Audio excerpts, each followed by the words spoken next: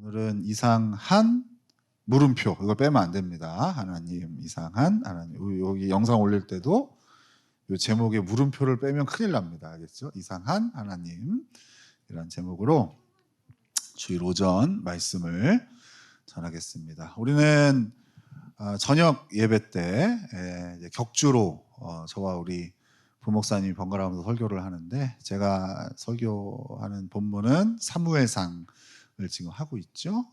그 사무엘상을 우리가 이렇게 해가면서 사울이라는 인물을 우리가 계속 만나고 있습니다. 여러분, 사울은 어떤 사람입니까? 여러분, 한번 우리가 복습을 좀 해보면요, 사울은 이스라엘의 첫 번째 왕으로 세워졌어요.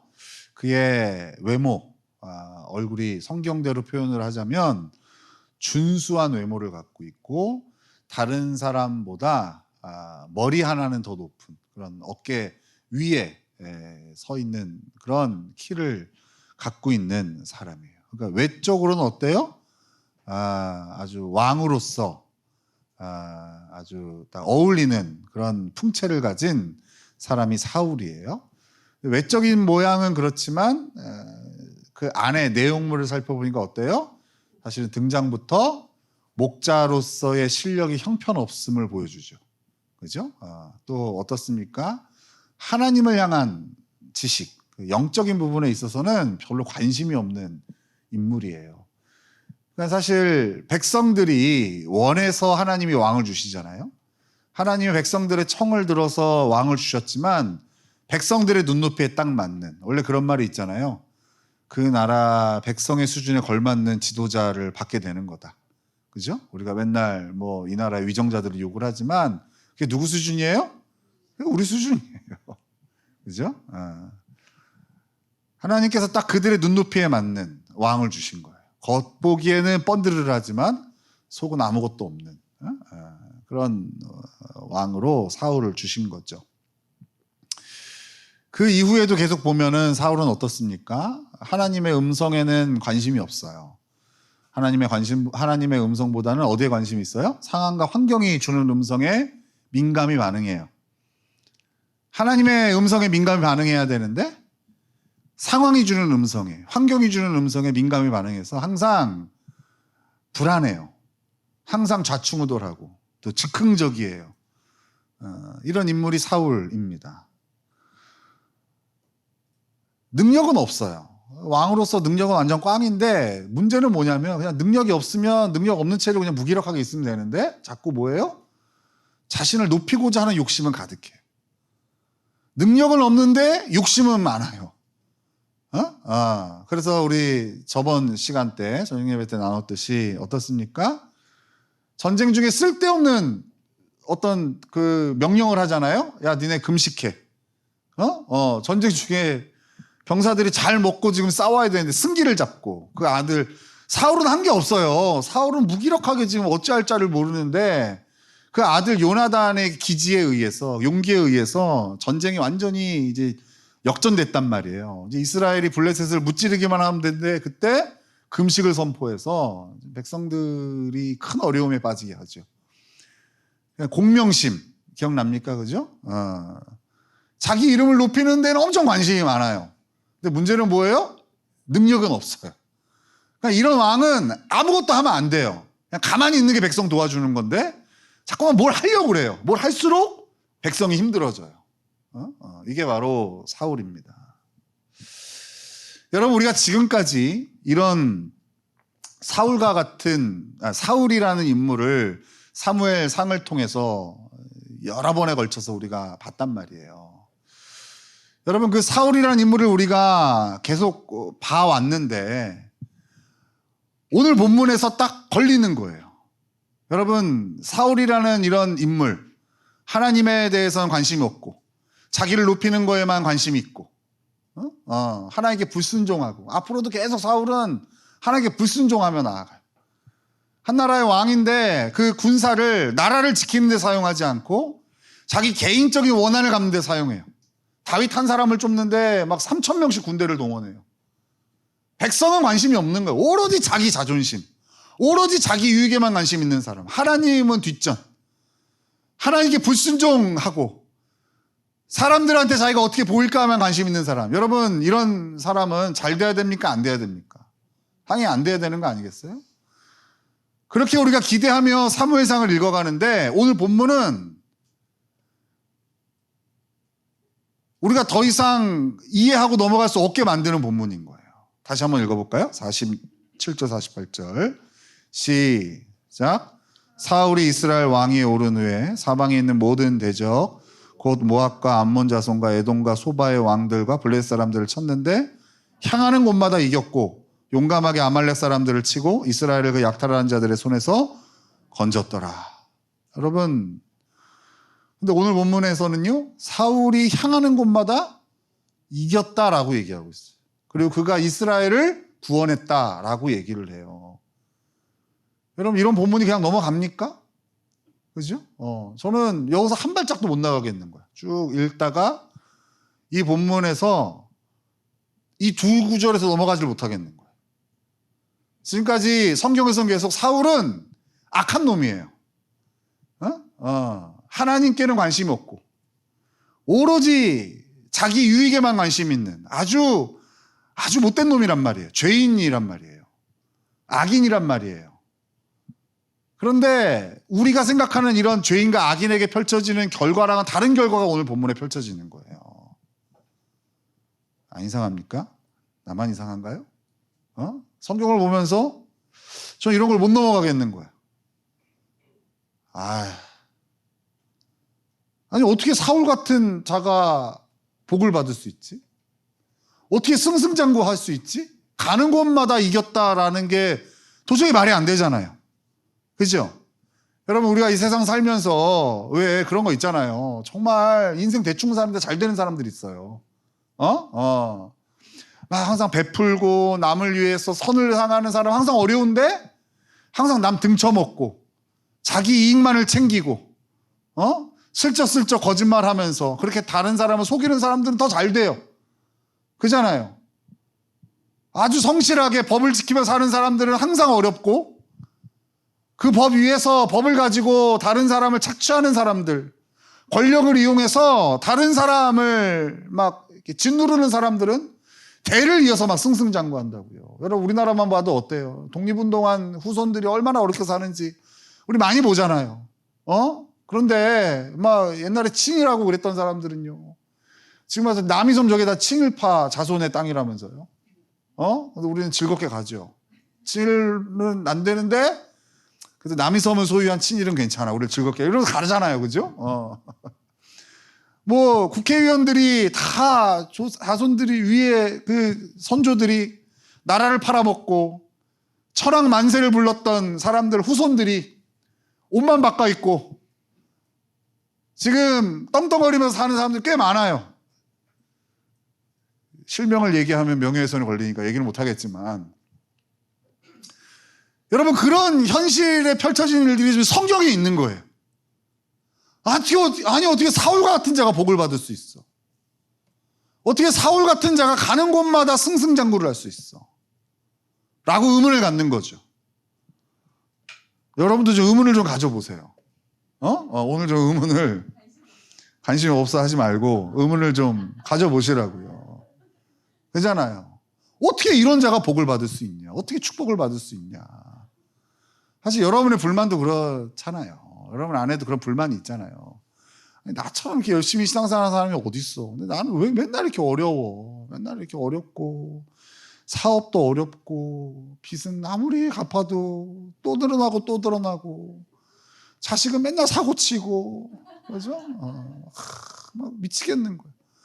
근데 한 달이 건너서 뭐 친척이나 뭐 선배나 후배나 뭐 옛날 동창하고 연락해 보면은 뭐 교회도 안 다니고 맨날 자기를 조롱하고, 야 교회가 밥 먹여주냐, 뭐 나약한 애들이나 다니는 거야, 그러면서 맨날 다이아 차고 나오고, 자식은 막 서울대 가고 명절 되면은 막 아이가 300만 원씩 용돈도 보내주고 막 이러는 거예요. 그런 거 보면 막 하나님을 향한 울분이 터지지 않아요? 하나님, 아니 어떻게 저런 인간이 저렇게 잘 될 수 있냐고. 내가 우리 아이 기도로 키웠는데 내 아이는 왜 저 모양이고? 저기는 다 돈으로 키우는데 어떻게 돈으로 키우는 아이들은 잘 되고? 어떻게 이럴 수 있습니까? 이제 좀 와닿습니까? 오늘 본문이? 이상하잖아요. 오늘 본문은 사실 이상해요. 이상한 본문이에요. 그죠? 그러니까 이런 못된 사람들, 악한 사람들을 잘 되게 하시는 하나님은 이상한 거예요. 그래서 오늘 제목이 이상한 하나님이에요. 우리가 믿는 하나님은 어때요? 이상해. 하나님이 정상적이라면 우리 같은 사람이 잘 돼야지. 그잖아요. 밖에 보니까 BMW도 하나도 없어, 우리 교회는. 벤츠 이런 것도 하나도 없어. 어느 교회는 주일만 되면 막 까만 벤츠들이 쫙 쓴대요. 우리 교회는 여러분 카니발이 제일 좋아. 이상하잖아요, 우리 하나님. 그죠? 신앙생활 하는 내내 이런 의구심을 갖고 사실은 신앙생활을 하는 거예요. 착해서 여러분들이 그냥 순종하는 게 아니라 생각이 귀찮으니까 안 하는 것 뿐이지, 이런 의구심을 가지고 왜 저는 악인들이 더 잘 되냐, 사울과 같은 인간이 어떻게 승승장구할 수 있어? 이런 의문을 갖는단 말이에요. 여러분, 성경은 오류가 없어요. 무오하다고요. 그래서 우리는 성경을 절대 진리로 여겨요. 우리는 성경 안에서 우리 인생의 답을 찾는다고요. 그럼에도 불구하고 오늘과 같은 본문이 이상하게 보이는 이유가 있어요. 우리는 오늘 본문 이상하게 보이는 거예요. 정말 오류가 없다면 사울 같은 사람은 가는 곳마다 실패해야죠. 그죠?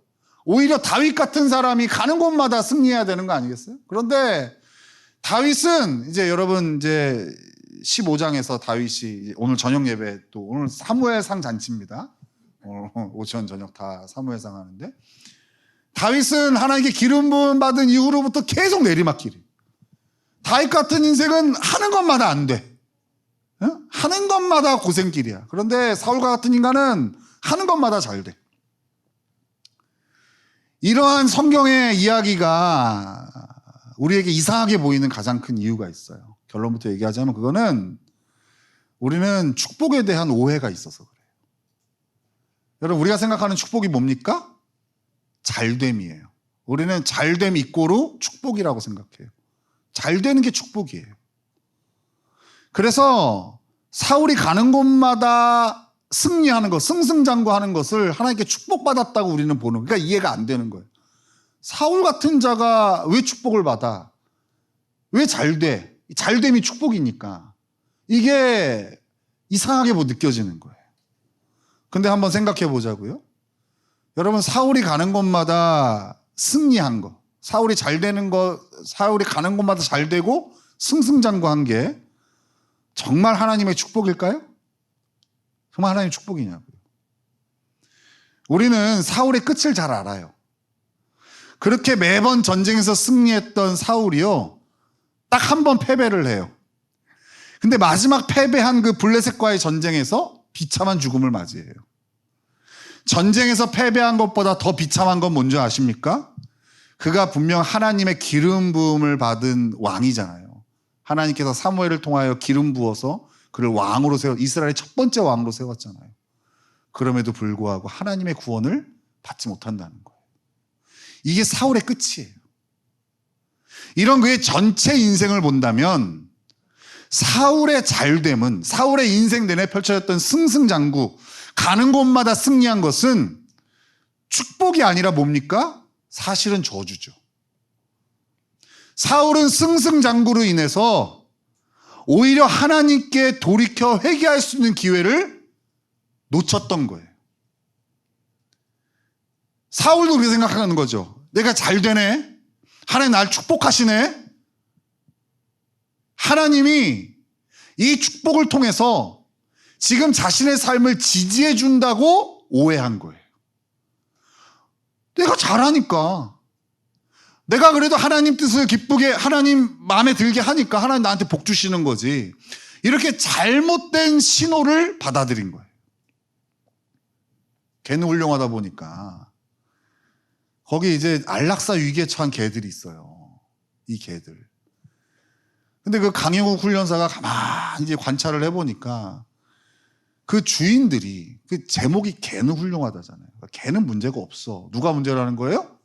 주인이 훌륭하지 못한 거야. 항상 주인이 문제예요. 그 주인이 이제 어떻게 하냐면 개가 문제를 일으킬 때마다, 예를 들어서 자기 집에 사람이 오면 막 짖잖아요. 아니 밖에서 뭐 소리만 나도 막 짖잖아요. 그리고 또 막 사람을 물잖아요.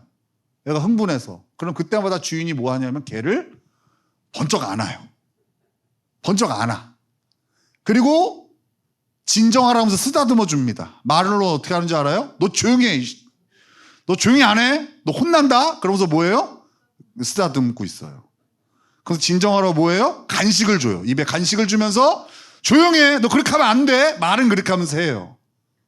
근데 강의훈련사가 아주 핵심을 얘기하더라고요. 개는 말을 못 알아듣습니다. 얘기해요. 그럼 개는 왜 그 버릇이 안 고쳐지냐면 이렇게 받아들인다는 거예요. 잘하고 있어. 그래, 잘 짓고 있어. 그래, 쟤는 물어야 돼. 너 낯선 사람은 물어 알았지? 무는 게 잘하는 거야. 이런 시그널을 계속 주고 있다는 거예요. 그럼 개가 자기는 주인한테 지금 칭찬받고 있구나 생각해서 사람만 보면 물려고 하다가 나중에 어떻게 되는 거예요? 그렇죠. 사람을 물면 같이 못 사는 거죠.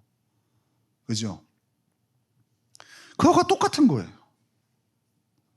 그러니까 이 사울의 지금 승승장구는 축복으로 보면 안 되는 거죠.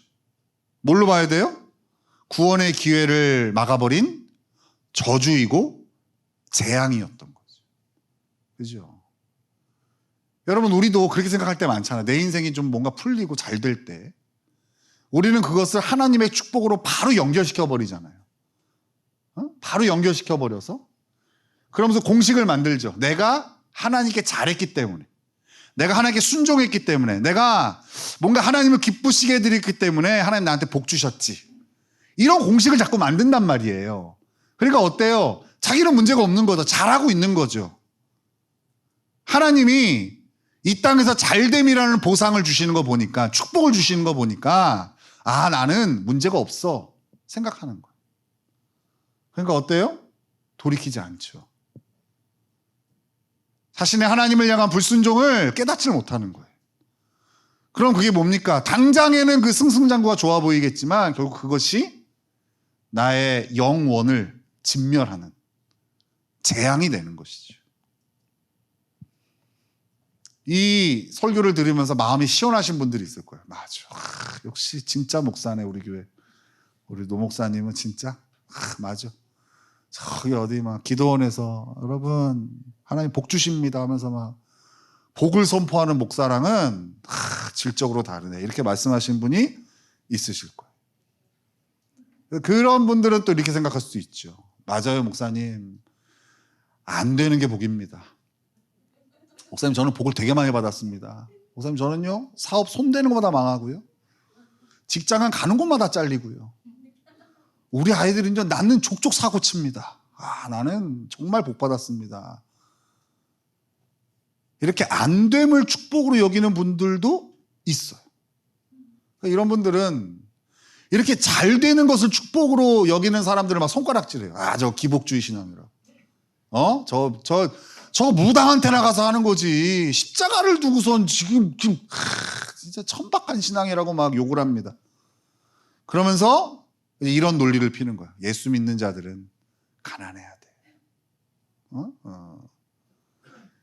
예수 믿는 사람들이 적어도 좋은 차를 타면 안 되지. 예수 믿는 사람들은 1600cc 이하 차를 타야 돼. 아반떼까지는 괜찮은데 소나타 타는 순간 탐욕이야, 저거. 예수 믿는 자들은 출세하면 안 돼. 진급 너무 빠른 사람들, 저거 다 세상을 추구해서 그런 거야. 예수 믿는 자들은 고난을 추구해야지. 고난을. 아니, 어디 30평 이상의 집을 살아? 다 회개해야지. 18평 이런 데서 살아야지. 왜 그렇게 좋은 집에서 살아? 이런 분들이 의외로 많아요. 잘됨을 축복으로 여기는 사람들도 굉장히 많지만 아예 반대 극단으로 가서 안 되는 걸 추구하는, 그 안 됨에 축복을 두는 사람들도 꽤 있어요.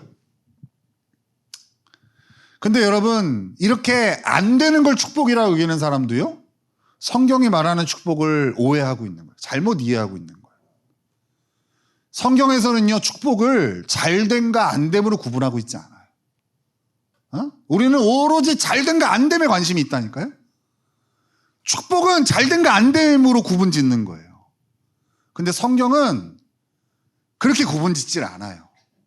그럼 도대체 성경이 말하는 축복이 뭐냐?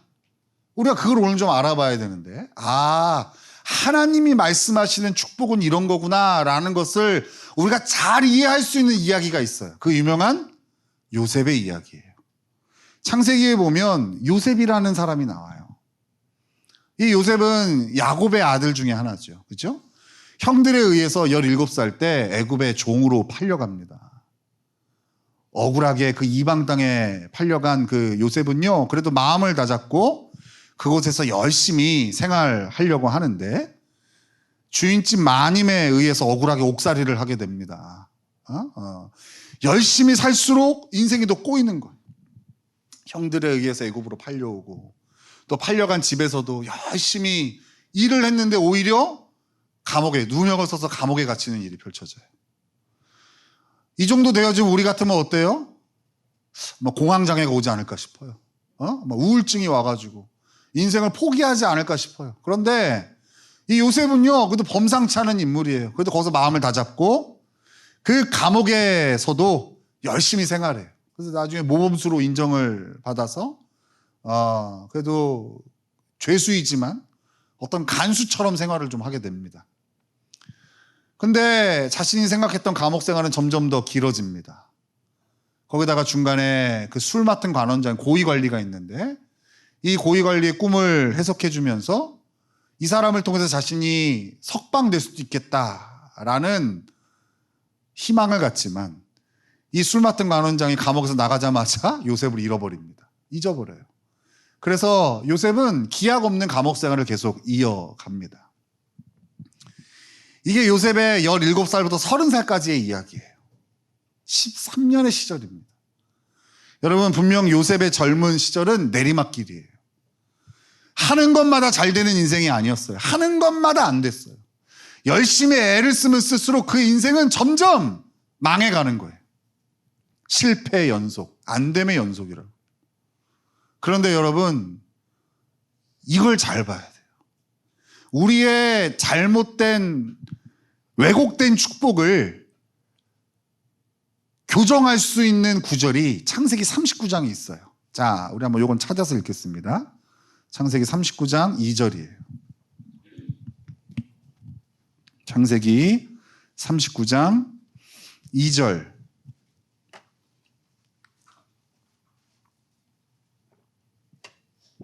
찾으셨으면 같이 읽겠습니다. 시작. 여호와께서 요셉과 함께 하심으로 그가 형통한 자가 되어 그의 주인 애굽 사람의 집에 있으니, 이게 이제 형들에 의해서 팔려갔을 때에 이방 땅에 그 모르는 사람 집에 노예로서 살게 되었을 때에 그때 이야기예요. 그 다음에 39장 23절이에요. 39장 23절 시작. 간수장은 그의 손에 맡긴 것을 무엇이든지 살펴보지 아니하였으니 이는 여호와께서 요셉과 함께 하심이라. 여호와께서 그를 범사에 형통하게 하셨더라. 이거는 이제 억울하게 감옥에 갇힌 요셉을 지금 묘사하고 있는 거예요. 두 구절 다 지금 내리막길을 걷고 있는 요셉, 뭘 하는 것마다 안 되는 요셉을 성경은 이렇게 표현해요. 형통한 자다. 영어 성경으로 하면 성공한 자다. 시제로 얘기하면 이미 성공했다. 이렇게 얘기를 해요. 그러니까 축복받은 자라고 하고 있는 거예요. 여러분, 여기서 이제 오해하면 안 됩니다. 아까 그런 분들, 예수 믿는 사람은 가난해야지. 예수 믿는 사람은 뭔가 이 땅에서 뭔가 즐거움을 누리면 안 되지. 이렇게 생각하시는 분들 잘 보세요. 이게 실패했기 때문에, 내리막길을 걷고 있기 때문에 축복이 아니에요. 여기 분명히 요셉이 형통하다라고 얘기하면서 같이 나오는 게 뭐예요? 하나님께서 그와 함께 하시기 때문이라고 얘기를 해요. 요셉이 형통한 이유는 내리막길을 걷고 있어서가 아니에요. 하나님께서 그와 함께 하시기 때문이에요. 자, 이제 30살이 된 요셉은 단숨에 왕의 꿈을 해석해주고 한 나라의 총리가 됩니다. 이방 나라의 죄수였던 범죄자였는데 어느 날 갑자기 나라의 2인자가 됩니다. 그리고 나라의 모든 살림을 왕한테 위임받아요. 막강한 권력을 가져요. 출세했죠. 한순간에 출세를 해요. 근데 문제는 성경에서 집중하는 건 뭐예요? 요셉은 이때에도 하나님과 동행하는 자였어요. 즉 요셉의 형통함은, 요셉의 축복은 하나님과 동행하기 때문이라고 성경은 소개하고 있는 거예요. 요셉이 하나님과 동행하는 축복을 누리기 때문에 그의 내리막길도, 그러니까 그의 안됨도, 반대로 그의 잘됨도 그에게 축복이 되는 거예요. 이게 중요해요. 자, 다시요. 하나님과 동행하기 때문에, 이 축복 때문에 그 인생이 좀 안 풀리는 것도 복이고 그 인생이 잘 되는 것도 복인 거예요. 그런데 반대로 사울왕은 어때요? 사울왕은 하나님과 동행하지 않던 인생이에요. 하나님과 동행하는 삶을 거부했어요. 하나님께 불순종하는 인생이었어요. 그러니까 그에게 주어지는 것들은 잘 되는 것도 안 되는 것도 다 그에게 축복이 될 수 없었던 거예요. 더 나아가서 잘됨도 안됨도 그에게 다 저주가 되었던 거죠. 잘 될 때에는 교만함으로, 안 될 때에는 낙심으로. 이게 하나님 없는 인생에 나타나는 아주 중요한 공통적인 결과물이에요. 잘 될 때는 다 자기 때문에 잘 된 것 같아. 내가 열심히 했으면 이 회사 나 때문에 잘 되는 거지. 나 없으면 되겠어? 이 교회 나 때문에 돌아가는 거지. 이 가정 나 때문에 세워지는 거지. 잘 되면 그냥 자기 공명심이 하루를 찔러요. 교만해져. 저주죠.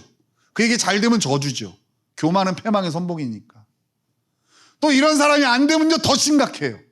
안 되면 어때요? 온갖 남탓과 원망으로 인생이 가득 채워져. 그리고 그 절망은 다시 일어나지를 못하게 해요.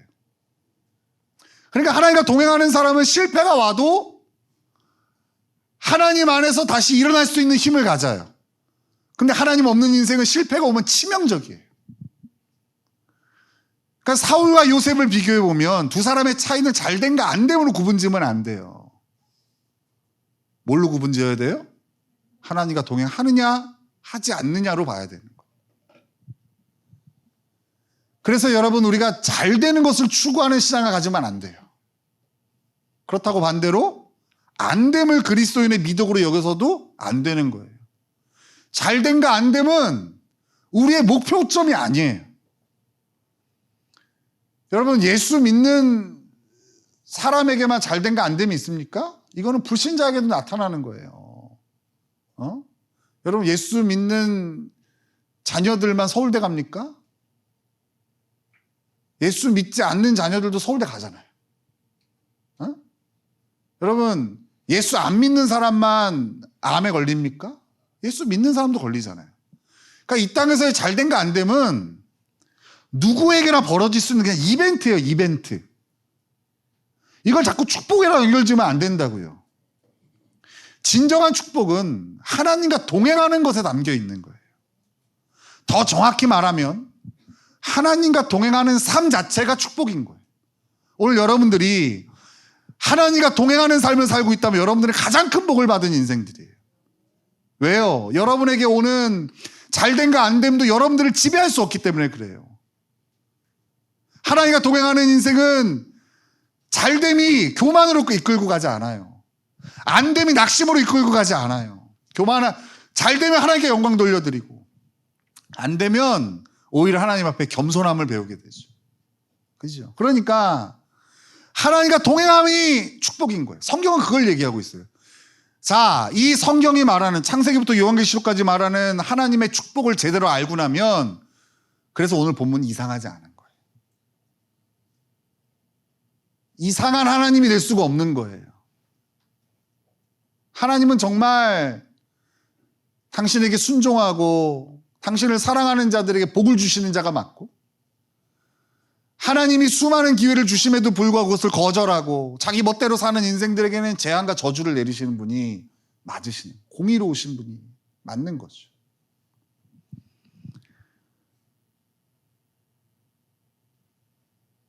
그래서 우리는 이 땅에서 잘됨이 아닌 하나님과 동행하는 삶의 목표를 두어야 돼요.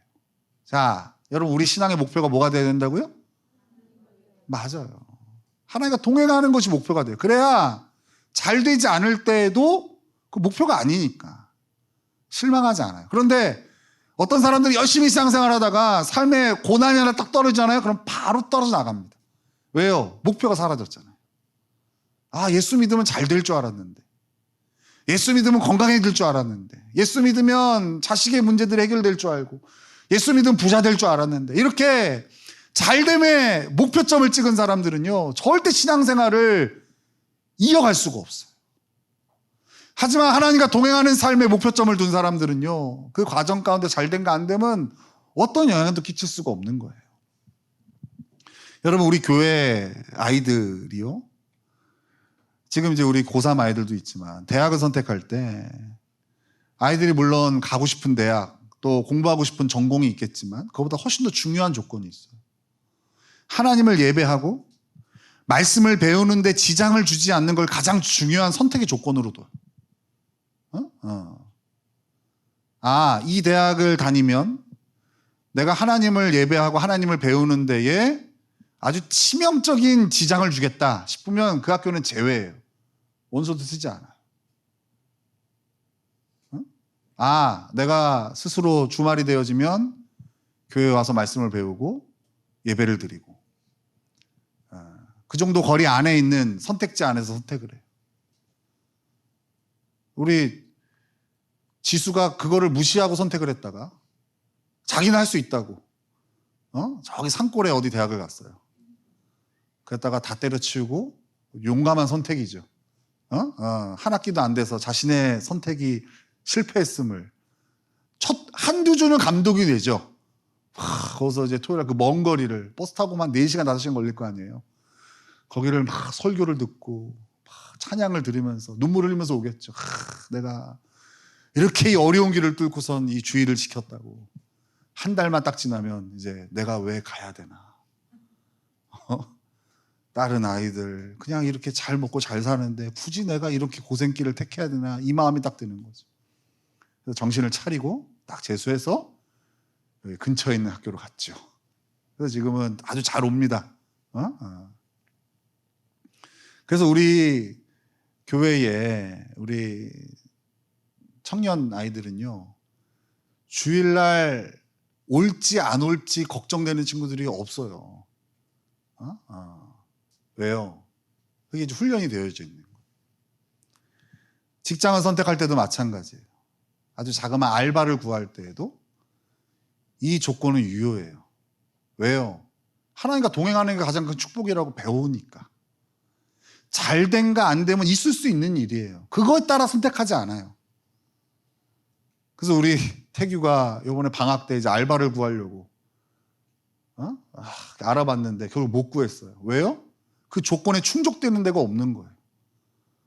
그래서 우리 태규가 손가락만 빨고 있어요. 그것도 복된 거죠. 하나님께서 필요하다면 주셨겠죠. 그 조건에 맞는 직장을, 그 알바를. 그런데 그걸 그냥 받아들여요. 배우는 거죠. 그거보다 더 중요한 것이 있다는 것을. 참 복된 거죠. 여러분, 이거를요, 이미 결혼하고 가정이 생기고 아이가 생기면 참 배우기 어려워요. 먹고 사는 문제를 뛰어넘는 건 진짜 어려운 거예요. 목회자인 저에게도 어려워요. 그래서 우리 이 아이들이, 젊은 아이들이 이걸 배워가는 건 정말 복된 거예요. 지난주에 우리 목요일 아침에 여기 목회자 연합회랑 우리 교회 청년들이랑 축구 시합을 했어요. 아침에 7시부터 9시까지. 근데 거기 있는 목사님들이 감동을 했어요. 왜 감동을 했는지 알아요? 가평에 축구팀을 한 팀 만들 수 있는 교회가 없어요.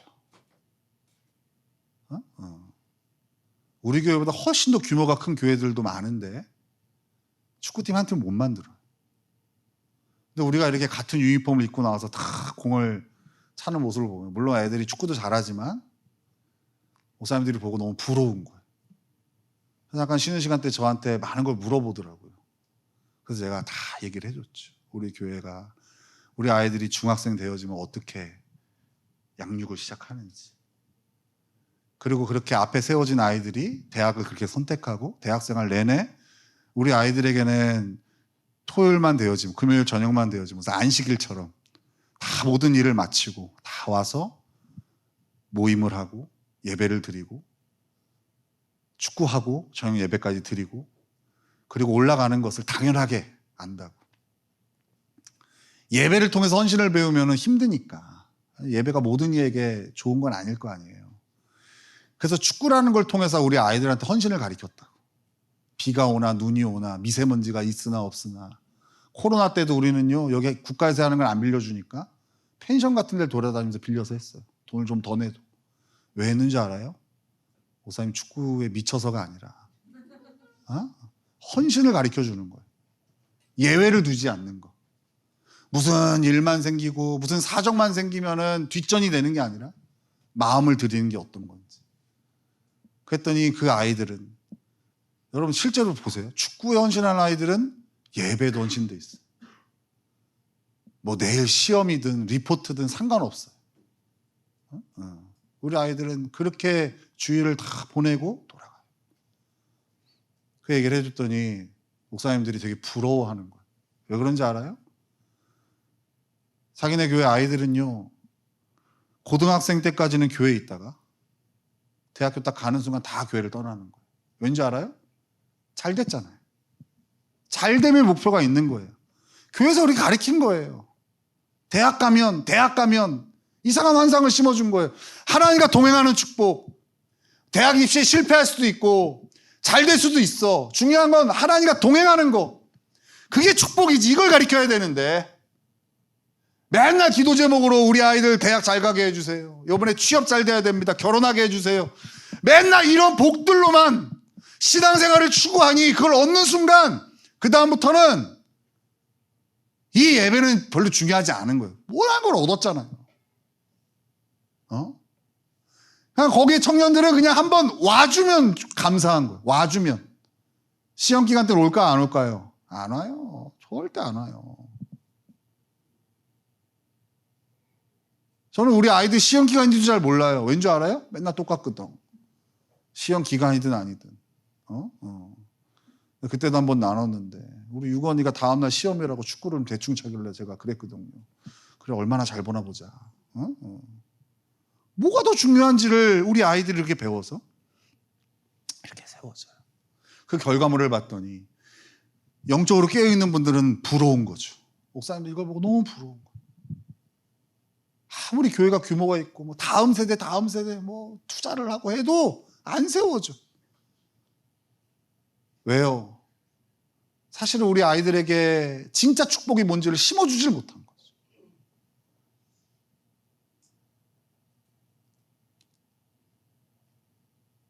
문제가, 그래서 문제는 여러분의 자녀들이 아니라 누가 문제예요? 오랜 시간 세상에서의 잘됨을 하나님의 축복으로 오해하고 신앙생활을 하고 있는 기성세대가 문제지. 누가 기성세대입니까? 자기는 나 아니라고 생각하죠. 여전히 잘됨과 안됨에 일희일비하며 자신의 신앙을 채워나가고 있는 거예요.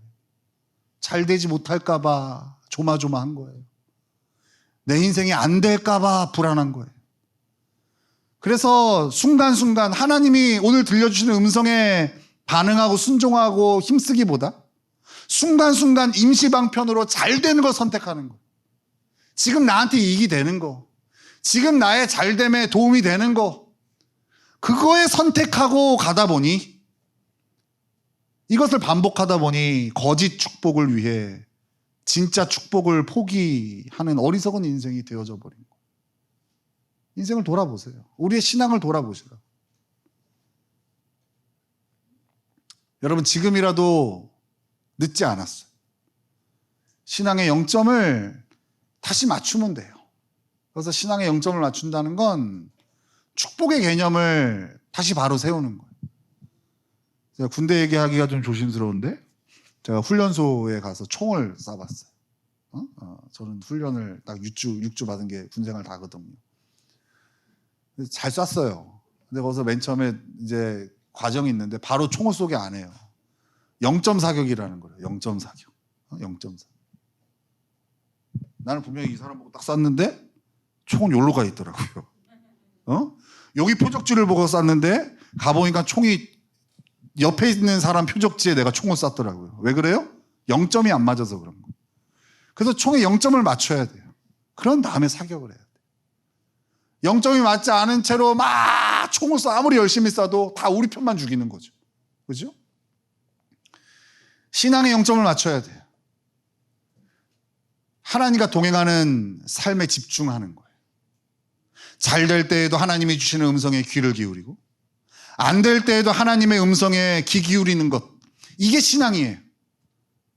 잘 되냐 안 되냐는 우리의 관심사가 되면 안 돼요. 잘 되는 것도 하나님의 뜻 안에 있고 안 되는 것도 하나님의 뜻 안에 있어요. 잘 된가 안 된 가운데 훨씬 더 중요한 것은 그 상황 가운데 하나님이 나에게 들려주신 음성이에요. 주님이 나와 동행하여 주신다는 그 사실이에요. 그래서 가장 큰 축복이, 무엇과도 바꿀 수 없는 축복이 하나님과 동행하는 것이라는 것을 우리는 인생을 통해서 배우고 깨달아야 돼요. 여러분, 이렇게 가장 큰 축복을 누릴 수 있는 현장이 어디냐? 최고의 현장이 바로 예배예요. 그래서 우리 아이들에게 예배를 가르치는 거예요. 이 세상 가운데 흔들리지 않는, 여러분 어떻게 인생이 다 잘 될 수 있겠어요? 우리 아이들의 인생 가운데 저도 우리 아이들 생각하면 장래 이 세상에 어떻게 살아갈까 싶어요. 잘 되는 것만 있을까요? 얼마나 많은 아픔이 있고 상처가 있고 실패가 있겠어요. 그거 어떻게 부모가 다 따라다니면서 실패의 길을 막아주고 그걸 다 메꿔주고 살 수 있겠어요? 능력도 안 되는데. 그죠? 정말 우리 아이들이 하나님과 동행하는 인생이 되어지면 그 잘됨과 실패에 연연해하지 않고 이 세상이 어떠하면 흔들리지 않고 하나님께만 집중하는 견고한 그리스도인으로 서게 되지 않겠습니까? 그렇죠? 그거의 인생을 만들어주려고 아이들에게 예배를 가르쳐주는 거예요. 예외를 두지 않는 것. 이 자리에 나오는데 어떤 것도 이 자리를 놓치는 이유가 될 수 없다는 것을 가르쳐주는 거예요. 거봐, 너 이것 빠지고 그거 해야 살 것 같지? 근데 이 선택해봐. 어때? 안 죽잖아. 하나님이 다 해주시잖아. 하나님과 동행하는 게 최고의 축복이야. 너 이런 어려움이 닥쳐도 하나님이 감당할 마음을 주시니까 감당하잖아. 어떤 사람은요, 조그만 어려움이 와도 막 그냥 땡! 되고 막 세상 막 축구할 때 보면 그런 사람 있어요. 살짝만 차여도 막 다리가 부러진 것처럼 막 그런 사람이 있어요. 인생을 그렇게 산다니까요. 누가 좀 차도 해도 아무렇지도 않은 사람이 돼야지. 옆에서 조금만 한마디만 해도 막 세상 죽겠다고 하는 사울과 같은 상황과 환경에 민감한 인생. 여러분, 그게 복된 인생이에요? 응? 그것을 배울 수 있는 최고의 자리가 예배예요. 예배. 그래서 신앙생활은요, 예배부터 배우는 거예요. 때로는 예배가 우리의 잘됨을 방해할 때도 있어요. 근데 과감히 이 예배 자리를 선택할 때 우리는 잘됨보다 더 귀한 가치를 발견하게 되고 그 잘됨과 안됨을 모든 것을 주관하시는 하나님을 경험하게 되는 거예요. 여러분, 어떤 인생이 되고 싶으세요? 아직도 여러분 거짓 축복이 탐나세요? 이 땅에서의 잘됨이 우리의 목표가 될 수 있나요? 그렇죠. 고맙습니다. 우리의 진짜 목표는 하나님과 동행하는 삶이 돼야 돼요. 어디에서나 나와 함께 하시는가 하나님. 세상 사람들이 나를 다 외면할 때에도 여전히 나의 친구가 되어주시는 우리 하나님을 아는 것이 가장 큰 복인 거예요. 아무리 잘 된다 하더라도 그 자리에 하나님이 계시지 않는다면 그건 재앙이죠. 사울이 경험했던 재앙. 축복인 줄 알고 뜯어봤는데 재앙. 여러분, 그 자리에 서면 안 돼요. 하나님, 우리가 그 자리에 설 가능성이 많기 때문에 이런 성경의 본문을 주시면서 속지 말라고 하시는 거예요. 여러분, 정말 하나님 아버지의 마음을 품고 여러분들에게 권면합니다. 여러분, 진정한 축복을 누리십시오. 신앙생활 내내 하나님과 동행하는 복을 누리십시오. 예배를 통해서, 하나님 말씀을 통해서 여러분 그 축복을 누리실 때 이 세상의 수많은 삶의 어려움들, 실패들, 낮아짐, 내려감, 때로는 반대로 너무나 큰 성공, 잘됨, 이런 것에도 흔들리지 않는, 그런 것에 무너지지 않는 견고한 그리스도인이 되는 축복을 누리게 될 줄로 믿습니다. 저와 여러분이 그 진정한 축복, 가장 큰 축복을 누리는 복된 주의 백성 되시기를 예수님의 이름으로 축원합니다.